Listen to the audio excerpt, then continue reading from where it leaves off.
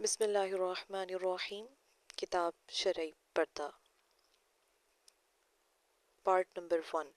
وَقُلْ لِلْمُؤْمِنَاتِ يَغْضُضْنَ مِنْ أَبْصَارِهِنَّ۔ القرآن، اور اے نبی آپ مسلمان عورتوں سے کہہ دیجئے کہ اپنی نگاہیں نیچی رکھیں۔ اسلام کے نظام عفت و عصمت کا حسین مرقع، پردہ کی ضرورت، اہمیت اور اس کا قرآن و حدیث سے ثبوت۔ حضرت مولانا قاری محمد طیب صاحب مدث اللہ، محتمم دارالعلوم دیوبند، ادارہ اسلامیات لاہور کراچی۔ فہرست عنوانات۔ نمبر شمار 1۔ عنوان: تمہید اور وجہ تالیف۔ 2۔ مسئلہ حجاب کی بنیادی علت۔ 9۔ 3۔ پردہ خود مقصود نہیں، بنیادی علت مقصود ہے۔ 9۔ 4۔ بنیادی علتوں کی چند مثالیں۔ 5۔ تصویر کی مثال۔ 10۔ 6۔ حرمت سود کی مثال۔ 13۔ 7۔ حرمت شراب کی مثال۔ 13۔ 8۔ قتل کلاب کی مثال۔ 15۔ 9۔ پردہ کا حکم انسداد فحش کے لیے ہے۔ 16۔ 10۔ فحش کے آثار بد۔ 17۔ 11۔ فحش کی حرمت۔ 20۔ 12۔ پردہ کی ابتدائی صورت۔ 20۔ 13۔ تبرج جاہلیت۔ 20۔ 14۔ جاہلیت اولیٰ۔ 22۔ 15۔ جاہلیت حال۔ 23۔ 16۔ موجودہ جاہلیت اور فحش کے چند نمونے۔ 24۔ 17۔ پردہ کے پروگرام کی تربیت۔ 30۔ 18۔ ستر اشخاص۔ 30۔ 19۔ عورت کی بنیاد میں ستر حجاب۔ 20۔ حکم استئذان۔ 31۔ 21۔ گفتگو پس پردہ۔ 32۔ 22۔ موجودہ تمدن کی بے باکی۔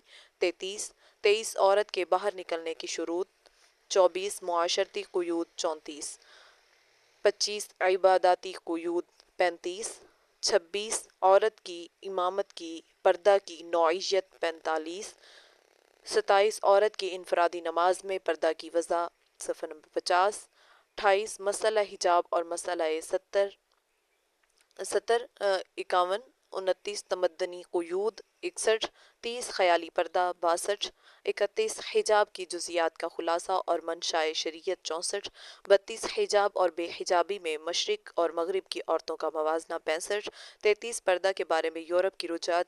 34۔ عورت کے لیے کثرت معلومات قابل مدح نہیں۔ 72۔ 35۔ مسئلہ حجاب کا دفاعی پہلو۔ 78۔ پردہ پر پہلا اعتراض۔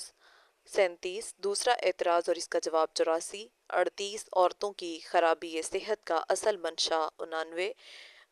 39۔ بے حجاب اقوام کی صحتیں بھی درست نہیں۔ 91۔ 40۔ پردہ پر تیسرا اعتراض۔ 101۔ 41۔ باپردہ عورتوں میں فضل و کمال اور اس کی چند مثالیں۔ 102۔ 42۔ تعلیم میں پررہ معین ہے اور بے پردگی مخل ہے۔ 107۔ 43۔ ستر و حجاب کا فرق۔ 110۔ 44۔ پردہ کہاں کہاں غیر ضروری ہے۔ 118۔ 45۔ پردہ کہاں کہاں ضروری ہے۔ 121۔ 46۔ پردہ کے بارے میں 3 نقطہ ہائے نظر۔ 126۔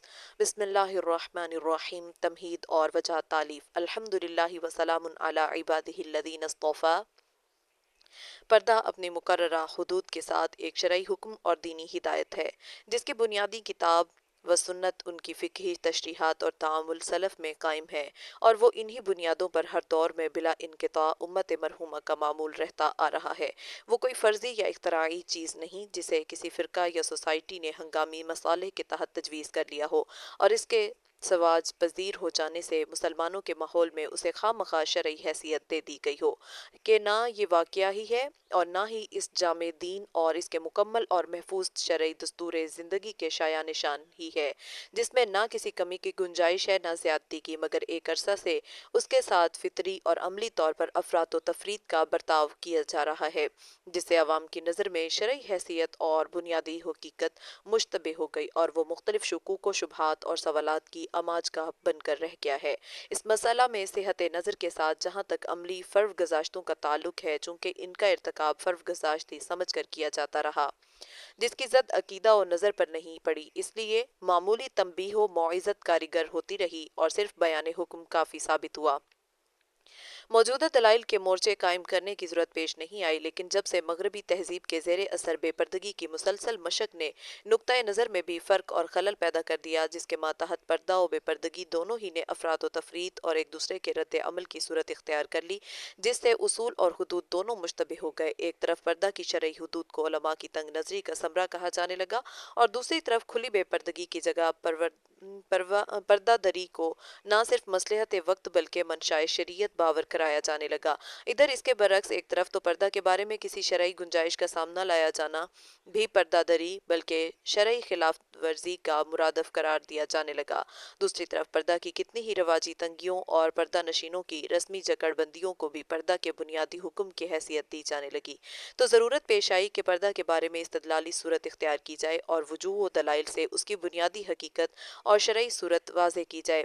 چنانچہ مختلف علماء کرام اور اہل فضل و کمال نے اس مسئلہ پر قلم اٹھایا اور سیر حاصل بحثیں کر کے اس کی شرعی بنیادیں واشگاف کیں اور شرعی صورت نکھار کر دینا کے سامنے پیش کر دی۔ ضرورت نہ تھی کہ اس میں مزید کاوش کر کے کسی مقالہ یا رسالہ سے اس میدان میں جگہ گھیری جائے، لیکن جبکہ مختلف زبانوں میں اس مسئلہ پر شبہات کا عمل مختلف اندازوں سے رہا اور اسی نسبت سے رد شبہات کے عنوانات بھی مناسب وقت اختیار کیے جاتے رہے، ادھر مخاطبوں کے فہم و نظر کے تفاوت سے ان کا انداز قبول و تسلیم الگ الگ رہا۔ جو رنگ جس کی طبیعت کے موافق پڑ گیا، اسی رنگ کے جواب کو اس نے قبول کر لیا اور اسی میں اپنے قلب و دماغ کی تسکین کر لی۔ اس لیے کسی دور میں بھی کسی بیان کو نہ تو آخری اور مختتم بیان کہا جا سکتا ہے اور نہ ہی کسی نئے عنوان بیان اور جدید اسلوب کلام کو غیر ضروری یا غیر مفید کہہ کر رد ہی کیا جا سکتا ہے، بلکہ جس دور میں بھی کوئی قلم کسی مسئلہ پر اٹھایا گیا، وہ یقیناً وقت ہی کے تقاضوں کے ماتحت اٹھایا، اور اس لیے اٹھا کہ وقت ہی شبہات کے نئے رنگ ڈھنگ لے کر آیا اور وقت ہی نے رد شبہات کے نئے طریقوں کی طرف رہنمائی بھی کی ہے، جس سے شبہات اور رد شبہات دونوں میں وقت ہی کے تقاضے کار فرما ہوتے رہے، جو مناسب وقت پر سانچوں میں ڈھل ڈھل کر ابنائے وقت کے لیے تسکین و تسلی کا سامان بنتے رہے۔ اس لیے میں تو سمجھتا ہوں کہ اہل عصر کا ذہن صحیح کرنے کے لیے اسی زمانہ کا انداز بیاں اور طرز تفہیم بنسبت گزرے ہوئے دور کے طرز کلام کے زیادہ مؤثر، زیادہ نافع اور زیادہ مصلح فکر و عمل ثابت ہو سکتا ہے، جس عصر میں یہ اہل عصر وقت گزار رہے ہوں۔ بس آج جب کہ پرانا وقت گزر چکا، اس وقت کی ذہنیت بھی ماضی ہی ہو چکی اور اس دور کے شکوک و شبہات کا سرمایہ بھی ختم ہو چکا، تو اس وقت کے مناسب حال رد شبہات کے طریق بھی غیر ضروری ہو چکے۔ نیا دور، نئے ذہن، نئے وسوسے، نئے ہی انداز جواب کے متقاضی ہیں۔ اس لیے مسئلہ حجاب کے بارے میں ان قدیم رسائل و مقالات کے ہوتے ہوئے بھی کوئی مناسب وقت نیا مقالہ پیش کر دیا جانا نہ صرف یہ کہ غیر ضروری نہیں، بلکہ وقت کے تقاضوں کی تکمیل اور نئے ذہنوں کو نئی راہ سے منزل مقصود تک پہنچانا ہے، ورنہ اور کچھ بھی نہیں تو عنوان کی جدت اور بدلے ہوئے طریقے استدلال کی نوعیت کم از کم تفنن بیان کے سبب مسئلہ کو ذہن نشین کرنے اور نئے ذہنوں کو اس کی تذکیر و یاد دہانی کرانے کے فائدے سے تو خالی ہو ہی نہیں سکتی، جو خود ایک مستقل اور عظیم فائدہ ہے۔ اس صورت میں مسئلہ کا مواد تو پرانا ہوگا اور تصویر مسئلہ کا ڈیزائن نیا۔ بہرحال یہ ایک حقیر سی سعی ہے، اگر اہل فضل و کمال کے لیے کوئی خصوصی کشش اپنے اندر نہیں رکھتی تو کم از کم عامت المسلمین کے لیے بشرط توجہ ضرور نافع اور کارآمد ثابت ہوگی۔ وباللہ التوفیق۔ مسئلہ حجاب کی بنیادی علت، پردہ خود مقصود نہیں، اس کی بنیادی حقیقت مقصود ہے۔ مسئلہ حجاب اور اس کے مالا و ما علیہ کو سامنے لانے سے پیشتر یہ اصولی حقیقت سمجھ لینی ضروری ہے کہ عموماً تمام انواع احکام اور خصوصاً معاشرتی احکام میں ہر شرعی حکم کے نیچے اس کی کوئی نہ کوئی بنیادی علت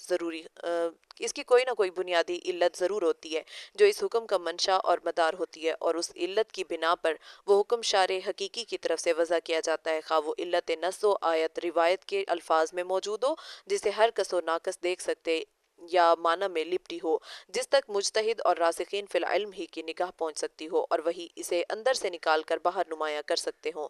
بہر صورت حکم میں کسی نہ کسی علت کا ہونا ضروری ہے، جو مدار حکم ہی نہیں ہوتی، بلکہ حکم کی یہ صورت اسی مخفی اور بنیادی علت کے حصول کی ایک تدبیر ہوتی ہے۔ اگر مثبت حکم ہے جسے امر کہتے ہیں تو اس کے ذریعے اس علت کا استحکام ملحوظ ہوتا ہے، اور اگر منفی حکم ہے جسے نہیں کہتے ہیں تو اس زیرینہ علت کا دفعیہ پیش نظر ہوتا ہے، پس یہ حکم اپنے متعلقہ علت کے حصول یا دفعیہ کی ایک تدبیر ہوتا ہے، جس کا مقصود اصلی ردن یا اثباتاً یہی علت ہوتی ہے، خود حکم بذاتی مقصود نہیں ہوتا۔ اندرین صورت علت مرتفع ہو جانے پر حکم بھی مرتفع ہو جاتا ہے، اور اس میں ضعف پیدا ہو جانے پر حکم میں شدت باقی نہیں رہتی۔ بنیادی علتوں کی چند مثالیں۔ تصویر کی مثال مثلاً ممنوعات شرعیہ کے سلسلہ میں تصویر کی ممانعت ایک حکم شرعی ہے جس کی بنیادی علت صورت پرستی اور حقیقت بیزاری کا انسداد ہے، جس کا نام شرک ہے۔ اسی سے بچنے کے لیے تصویر کی ممانعت کی گئی ہے، کیونکہ تصویر ہی تاریخی طور پر ہمیشہ شرک، بت پرستی اور حقیقت بیزاری کی بنیاد ثابت ہوئی ہے۔ قوم نوح عملاً اس میں مبتلا تھی تو اس کے مٹانے کے لیے نوح علیہ السلام مبعوث ہوئے۔ قوم ابراہیم بتگر اور بت پرست تھی تو ابراہیم علیہ السلام بت شکن بن کر آئے۔ قوم موسیٰ نے مصر سے ہجرت کرتے ہوئے صنعاء میں مورتی پوجا دیکھی اور حضرت موسیٰ سے خواہش کی کہ انہیں بھی ایسے ہی برنجی معبود بنا دیے جائیں، تو انہوں نے سختی سے یہ کہہ کر جھڑکا، انکم قوم تجہلون، تم جاہلانہ باتیں کرتے ہو۔ بہرحال تصویر کی ممانعت در حقیقت انسداد شرک کے لیے تھی۔ جہاں اور جس قوم میں اس کے جراثیم پائے گئے وہیں ان روحانی اتباع انبیاء علیہم السلام نے ان کا آپریشن کیا۔ شریعت اسلام چونکہ جامع، مکمل اور ابدی شریعت تھی، اس لیے اس نے وقوع شرک کا انتظار کیے بغیر اسباب شرک اور احتمال شرک پر بھی انسدادی احکام جاری کیے اور تصویر کی ممانعت بلکہ استحصال میں بعید سے بعید احتمال کو بھی سامنے رکھا، مگر علت ممانعت وہی رذیلہ شرک اور اس کا انسداد رہا۔ بس ممانعت تصویر کا حکم در حقیقت علت شرک کے دفعیہ کی ایک تدبیر ہے، خود بھی ذاتی مقصود نہیں اور نہ ہی تصویر بذاتی کبھی ہے۔ یہی وجہ ہے کہ جہاں شرک کا کوئی واہمہ اور امکان نہ ہو وہاں یہ حکم ممانعت بھی باقی نہ رہے گا۔ عالم برزخ میں ملائکہ علیہم السلام میت سے سوال و جواب کرتے وقت بتصریح شرح حدیث نبی صلی اللہ علیہ وسلم کی تصویر دکھلا کر سوال کریں گے کہ من ھذا الرجل، یہ کون ہے؟ ظاہر ہے کہ ادھر تو ملائکہ شرک کے واہمہ تک سے بری اور ادھر میت کے حق میں بھی وہاں شرک کا کوئی امکان نہیں، جبکہ ہر دو فریق کو وہاں وحدانیت حق کا مشاہدہ حاصل ہے، اس لیے وہاں تصویر کی ممانعت بھی باقی نہ رہی۔ نیز بنص حدیث جنت کے بازاروں میں تصویریں بھی فروخت ہوں گی جن کی قیمت ذکر اللہ ہوگا۔ ظاہر ہے کہ سارے اہل جنت ارباب کشف و شہود ہوں گے جن میں شرک کا تخیل بھی ناممکن ہوگا، اس لیے وہاں ممانعت تصویر کا حکم بھی باقی نہ رہے گا، ورنہ جو چیز بذاتی کبھی ہوگی وہ جیسے دنیا میں حرام ہوگی جنت میں بھی حرام ہوگی۔ زنا نہ یہاں جائز نہ وہاں جائز، جھوٹ اور دنگا فساد نہ یہاں جائز نہ وہاں جائز، فرق یہ ہے کہ یہاں اس سے بتکلف اور بزور عقل و ہمت بچا جاتا ہے اور وہاں بداعیہ توبہ ان امور سے نفرت ہوگی، بلکہ ان کا مادہ ہی دلوں میں سے ختم کر دیا جائے گا۔ اگر تصویر بھی بذاتی کبھی اور منکر ہوتی تو دنیا کی طرح جنت میں بھی اس کے وجود کو برداشت نہ کیا جاتا۔ اس سے واضح ہے کہ وہ صرف ذیلہ شرک سے بچنے کی ایک تدبیر ہے، جہاں اس رذیلہ کا وجود نہ ہو، جیسے عالم برزخ اور آخرت اس تدبیر کی ضرورت بھی نہ ہوگی۔ خود شریعت اسلام نے شرک کے ریشے ختم کرنے کے لیے تصویر کی شدت سے ممانعت کی، مگر علت ممانعت وہی احتمال شرک قرار دیا ہے۔ اس لیے دنیا میں بھی جہاں جہاں شرک کا احتمال نہیں وہاں یہ حکم ممانعت بھی نہیں۔ غیر ذی روح مثل مکان، درخت، سینری، دریا، پہاڑ وغیرہ کی تصویر عادتاً شرک آموزی کے اثرات سے خالی ہے، تو اس کی ممانعت بھی نہیں۔ پھر ذی روح افراد میں اگر سر کٹی تصویر ہو یا اتنا حصہ کٹا ہوا ہو جس کے کٹ جانے سے بحالت زندگی زندہ رہنا ممکن نہ ہو، تو اس کی ممانعت بھی باقی نہیں رہتی کہ مقتور راز سر کٹی تصویر کی پوجا نہیں کی جاتی، یا پورے جسم ہی کی تصویر ہو مگر چہرے پر قلم پھیر دیا جائے یا کوئی بھی توہین آمیز علامت بنا دی جائے جس سے چہرے کے خد و خال میں فرق پڑ جائے، تو پھر یہ پوری تصویر بھی ممنوع نہیں رہتی کہ یہ صورت توہین تصویر کی ہے، تعظیم تصویر کی نہیں، جس سے شرک کی بنیاد پڑتی، یا قلم بھی نہ پھیرا جائے مگر تصویر کو جوتوں کی جگہ قدموں میں ڈال دیا جائے، تو پھر بھی حکم ممانعت اٹھ جاتا ہے، کیونکہ تصویر کو پامال کرنے کے ساتھ شرک جمع نہیں ہو سکتا کہ یہ انتہائی تذلیل ہے اور شرک انتہائی تعظیم ہے، تو ضدین کیسے جمع ہو سکتی ہیں؟ اس سے واضح ہے کہ تصویر خود بھی ذاتی ہی ممنوع نہیں ہے، ورنہ برزخ، آخرت اور عالم دنیا میں تصویر اور اس کے مذکورہ افراد ہرگز مباح نہ قرار دیے جائیں، بلکہ اس کی ممانعت رذیلہ شرک سے بچانے کی ایک تدبیر ہے، اس لیے وہ شرک کے امکانات ہی کے وقت ممنوع رہے گی ورنہ نہیں۔ حرمت سود کی مثال مثلاً معاوضات کے سلسلہ میں سود کے حکم ہونے کی بنیادی علت صاحب معاملہ کے مال مملوک میں سے مقدار سود کا بلا عوض اور زائد از حق جھپٹ لینا ہے، جو بلا شبہ ظلم، غصب اور غارت گری ہے۔ پس سود کی ممانعت اس بیجا چھین جھپٹ اور ظلم و غارت گری کی علت کی وجہ سے ہے، خود بھی ذاتی ہی زیادہ کا لیا جانا ممنوع نہیں۔ چنانچہ یہی مال مملوک اگر معصوم ہونے کی بجائے کسی وجہ سے مباح قرار پایا جائے، جیسے کفار حربی بن جائیں اور ان کا جان و مال مباح ہو جائے، تو اس میں سے مقدار سود کا لے لیا جانا بھی ظلم اور غارت گری نہ رہے گا، اس لیے ممنوع بھی نہ رہے گا، جیسا کہ فقہ میں اس کی تفصیلی صورتیں موجود ہیں۔ حرمت شراب کی مثال، یا جیسے شراب کی حرمت علت سکر نشہ کی وجہ سے ہے، گویا شراب سے روکا جانا خود اس مشروب سے روکنا نہیں بلکہ اس کی کیفیت نشہ سے بچانا ہے، جس نے اس مشروب کو ناپاک کر دی ہے۔ یہ دوسری بات ہے کہ یہ کیفیت نشہ آوری اس شربت میں گھل مل گئی ہے اور اس سے جدا نہیں ہے، اس لیے اس سے بچانے کی صورت بجز اس مشروب سے روک دیے جانے کے دوسری نہیں ہو سکتی تھی۔ بس اس مشروب سے روکنا در حقیقت اس کیفیت سے بچانے کی ایک تدبیر ہے، فی نفس ہی اس سیال مادہ سے روکنا نہیں۔ اگر اس میں یہ کیفیت نہ آئے یا باقی نہ رہے تو یہ حکم ممانعت بھی اٹھ جائے گا۔ چنانچہ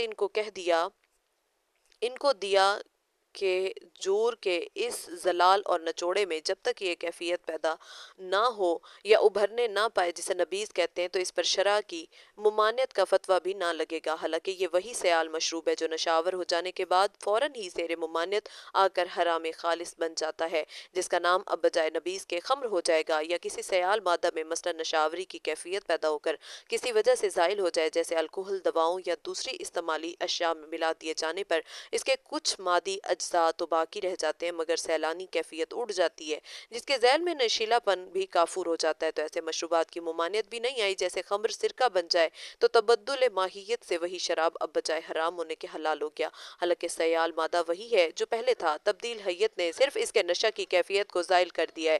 بہرحال ممانعت شراب سے ممانعت نشہ مقصود ہے، ممانعت مشروب مقصود نہیں۔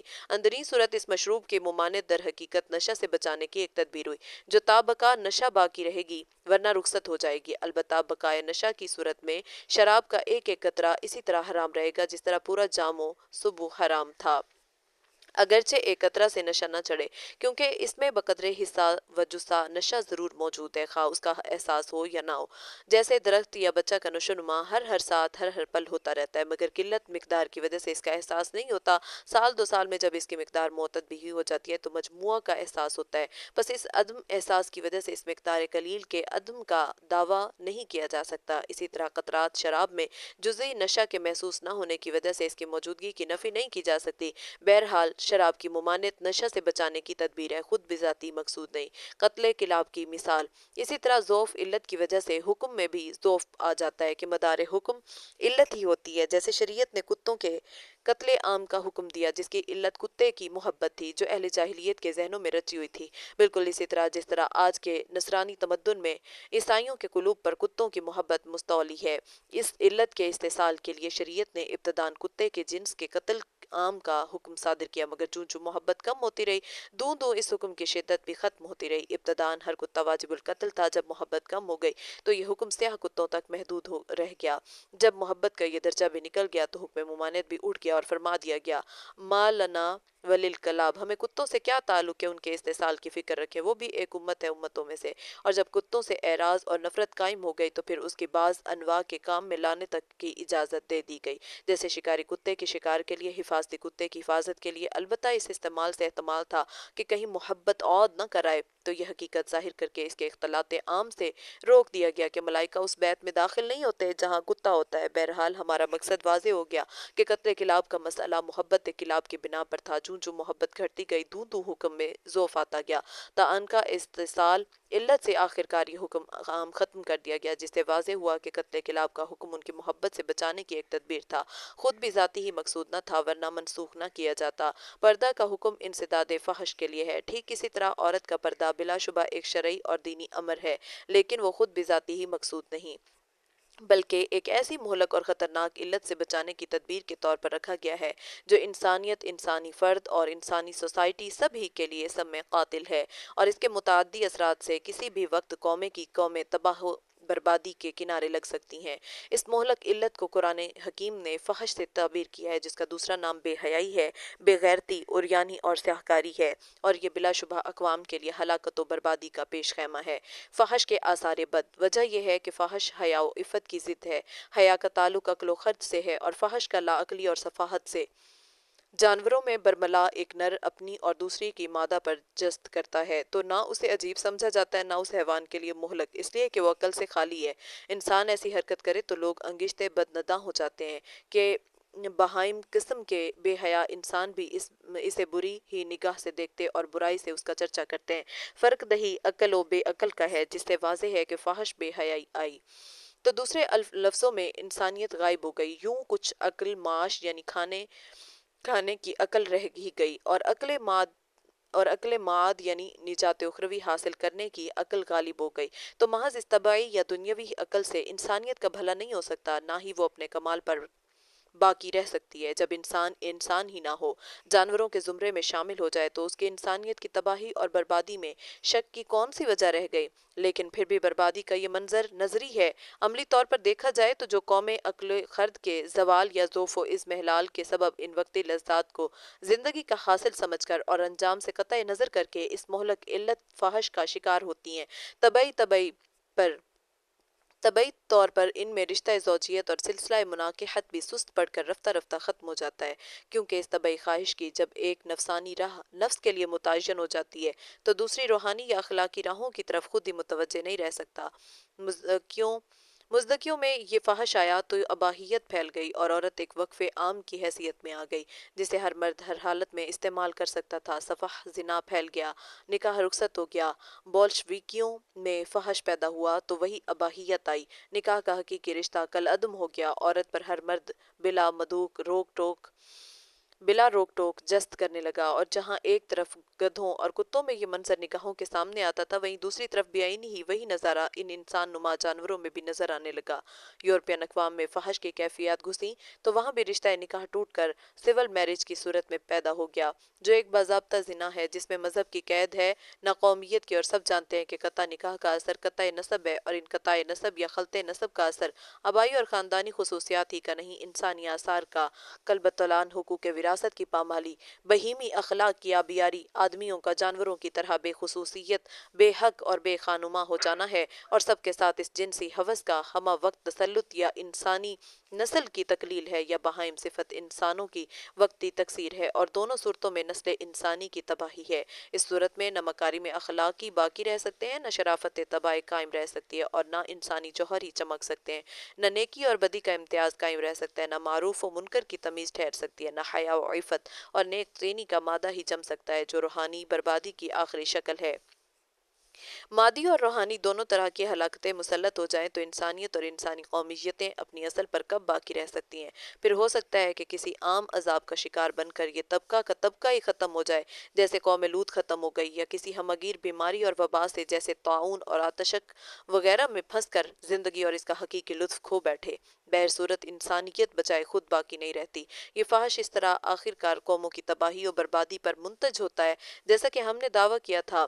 اس لیے یہ کیسے ممکن تھا کہ شریعت اسلام جو بنی نوع انسان کی دنیا و آخرت سنوارنے کے لیے اتاری گئی ہے، اس بنیادی تباہی سے صرف نظر کر لیتی؟ ناممکن تھا۔ چنانچہ فحش جس طرح عقل سلیم کے تقاضوں کے ماتحت انسانی سوسائٹی کے لیے ایک غلیظ قسم کی ناپاکی اور مقام عقل کے لیے ایک بدنما دھبا تھا، اسی طرح شریعت اسلام نے بھی اس رذیلہ فحش کو سامنے رکھتے ہوئے اس کی ممانعت کی شرعی تفصیلات اور اخلاقی، روحانی اور مادی قدروں پر مشتمل ایک مفصل پروگرام پیش کیا جو کمال اعتدال کے ساتھ معقولیت اور متانت کا مرقع ہے۔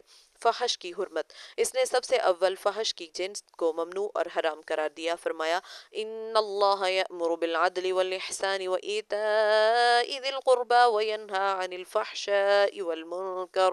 قرآن حکیم۔ بے شک اللہ تعالیٰ اعتدال اور احسان اور اہل قرابت کو دینے کا حکم فرماتے ہیں اور کھلی برائی اور مطلق برائی اور ظلم کرنے سے منع کرتے ہیں۔ فحش کی آخری حد چونکہ زنا اور حرام کاری تھی، اسی لیے زنا کو یہی کہہ کر روکا کہ وہ فحش اور بے حیائی ہے۔ لا تقربوا الزنا انہ کان فاحشۃ وساء سبیلا۔ اور زنا کے پاس بھی مت پھٹکو، بے شک وہ بڑی بے حیائی کی بات ہے۔ پردہ کا تربیتی پروگرام۔ پردہ کی ابتدائی صورت۔ اب ظاہر ہے کہ زنا کاری کا راستہ وداعی زنا ہے اور وداعی زنا کا راستہ فحش ہے، اور فحش و منکر کا سب سے اہم اور بڑا مرکز عورت ہے، جس کے دیکھنے، چھونے اور چھیڑنے اور ملاپ کرنے سے لذت حاصل کی جاتی ہے۔ تبرج جاہلیت: اس طرح عفت و پاک دامنی کے انمول جواہرات سے نشاط نفسانی کی یہ تفریحیں خریدی جاتی ہیں، اس لیے شریعت نے اجنبیات کے اس اختلاط کی جڑیں اکھاڑ پھینکنے کا پروگرام دیا، اور جس طرح احادیث میں ان زینت منظر بننے والیوں کی طرف نظر کرنا، ان کی آوازوں پر کان لگانا، ان کی طرف مائل ہونا، ان سے میل جول پیدا کرنا اور ان کے ساتھ خلوت کرنا، بالفاظ مختصر بے حجابی برتنا مردوں کے حق میں ممنوع قرار پایا، اسی طرح عورت کے حق میں اجنبیوں سے تنہائی اختیار کرنا، نرم آوازی سے ان کے دل میں طمع پیدا کرنا، آراستہ ہو کر باہر نکلنا، بے حجاب منظر عام پر آنا اور اپنے نفس کو ہر ایک کی نگاہ و سماع، چھیڑ چھاڑ اور قرب و میلان انسان کے لیے پیش کرنا اور بعنوان مختصر بے پردگی سے رہنا بھی حرام ہوا، خواہ یہ اختلاط و بے حجابی مجالس نشاط میں ہو یا مناظر عامہ میں عمومی ہو یا خصوصی ملاقاتوں میں، کیونکہ عورت کی بے حجابی کا نتیجہ قدرتی طور پر اس کی نقل و حرکت کی بے قیدی ہے، اور آزادی نقل و حرکت کا ثمرہ زن و مرد کا باہمی اختلاط اور میل جول ہے۔ ظاہر ہے کہ اس کا انجام ہی جان شہوت ہے، جس کی ابتدا دواعی زنا سے ہو کر انتہا خود زنا پر ہو جاتی ہے، اور پھر اس سے کتنے ہی اخلاق ذمیمہ اور احوال خسیسہ کا نشوونما بنی نوع انسان کی دنیا و آخرت تباہ ہو جاتی ہے۔ عام دنیا کے حق میں تو اس معمولی بے حجابی کی ممانعت اس لیے ہے کہ وہ اس کے ثمرات بد سے بچ جائے، لیکن دنیا اسلام کے حق میں یہ شرعی ممانعت اس لیے بھی ہے کہ مسلمان حجاب نسواں کے بارے میں ان بدراہ اقوام کے شبہ سے بھی بچے رہیں، جنہوں نے جنون شباب کے نشہ میں مخمور ہو کر اس بے حجابی کے ذریعے فحش و بدکاری کا دروازہ کھولا، عفت نظر اور عصمت تخیل کی راہیں قلوب پر تنگ کر دیں، اور پاک دامنی کے بجائے آلودہ دامانی کی لہریں عالم میں دوڑا دیں۔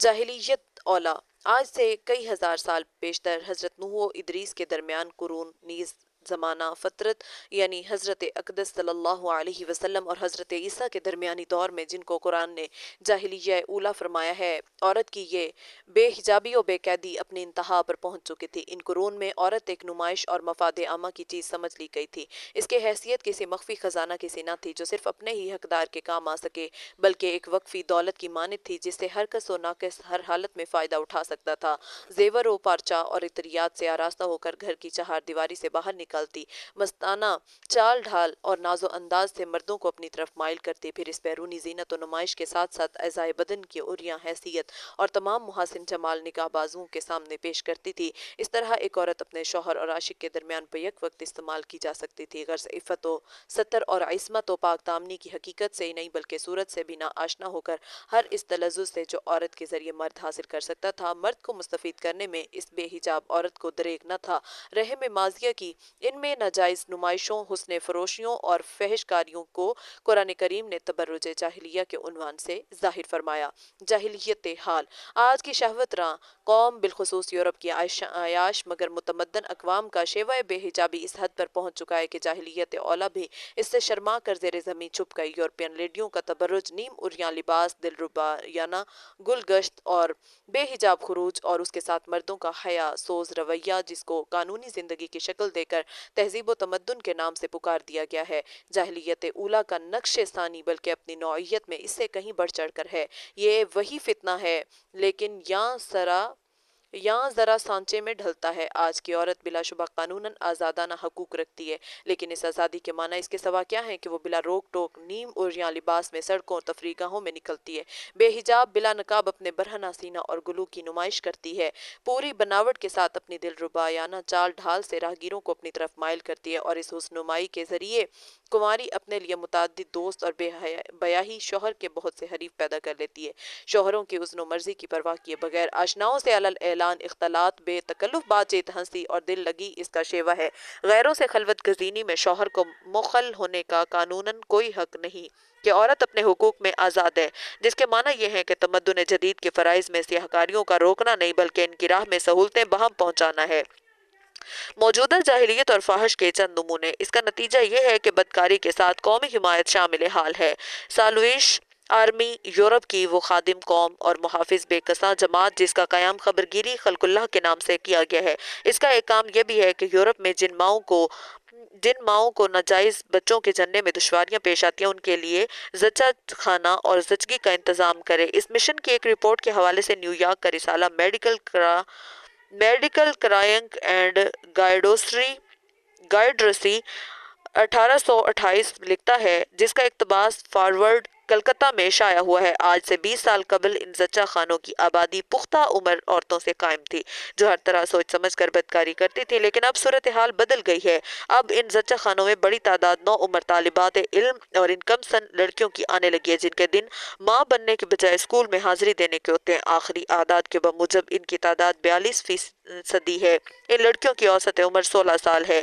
اخبار پچ 13 جولائی 25 بحوالہ تعلیمات اسلام اور مسیحی اقوام۔ یہ تعداد اس حالت میں ہے کہ ملک میں منع حمل کے بے شمار طریقے ایجاد ہو چکے ہیں اور جہاں بغیر قصد کے ماں بننا تقریباً غیر ممکن رہ گیا ہے، گویا آوارگی کے 100-200 واقعات میں سے کہیں ایک آدھی میں ان زچہ خانوں میں جانے کی نوبت آئی ہوگی۔ باوجود یہ کہ لندن میں عصمت فروشی کا حق کسی عورت کو نہیں دیا گیا، مگر ایک ذمہ دار میم صاحبہ تحریر کرتی ہیں کہ 1915 سے 1917 تک 3 سال کے اندر لندن میں عصمت فروشی میں 20,000 عورتیں گرفتار ہوئیں۔ یہ وہ احمق عورتیں تھیں جنہوں نے پولیس کو گرفتاری کا موقع دیا، ورنہ لاکھوں ایسی نیک بخت بھری پڑی ہیں جن کی عمریں اس چگل میں بسر ہوئیں اور پولیس کو کانوں کان خبر نہ ہوئی۔ انقلاب 1 جولائی 1928 بحوالہ تعلیمات اسلام۔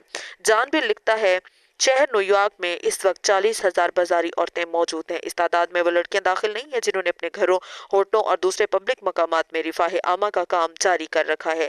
حساب لگا کر دیکھا گیا ہے کہ تقریباً ہر 10 جوان عورتوں میں نیویارک میں ایک بازاری رنڈی ہے۔ اندازہ کیا گیا ہے کہ شہر نیویارک میں یہ بازاری عورتیں 55,40,700 مردوں کے ہاتھ اپنی متاع عصمت کو فروخت کرتی ہیں۔